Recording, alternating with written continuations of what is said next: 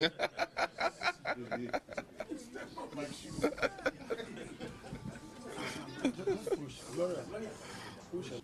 thank you very much, General. I want to thank you and the two monitoring teams, ECOWAS and AU, for what I think is a very good job.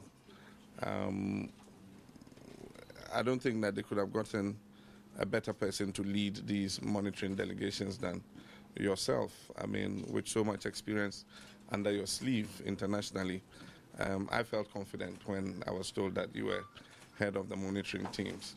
We'll be happy to look at the preliminary report and also await the final report.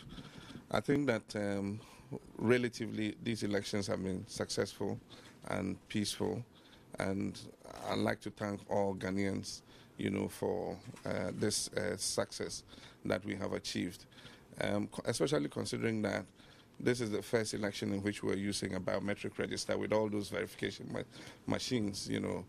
I think we've made a fairly successful job of it. I mean, when verification machines were not working in places, in other areas, it probably would have sparked some tensions and, all kinds of problems. But the fact that Ghanaians waited patiently till the next day, continued voting until all the votes had been taken in, I think it is a credit to all Ghanaians who participated in this process.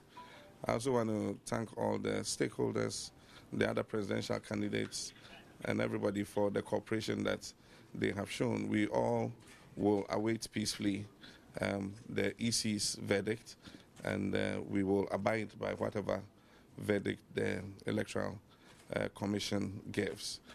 I mean, all the parties have mechanisms for bringing in the results themselves, and we have our control room. We have gathered our blue slips. They were red this year.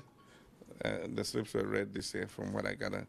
We've gathered them, and we have a fair idea what the results of the elections are. But as a law-abiding political party, we shall wait for the EC to make an official declaration. I want to say that Ghana will continue to play its role in the Committee of Nations, and I think that with the modest success we have achieved, it will further consolidate the democratic gains that Africa is making in terms of constitutional rule of law, and creating a decent and dignified life for our people.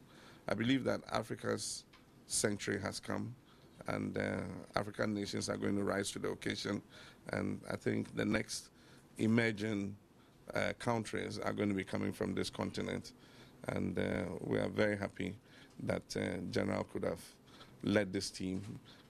When I was at the United Nations, I asked all who were interested to come and monitor the elections to do so.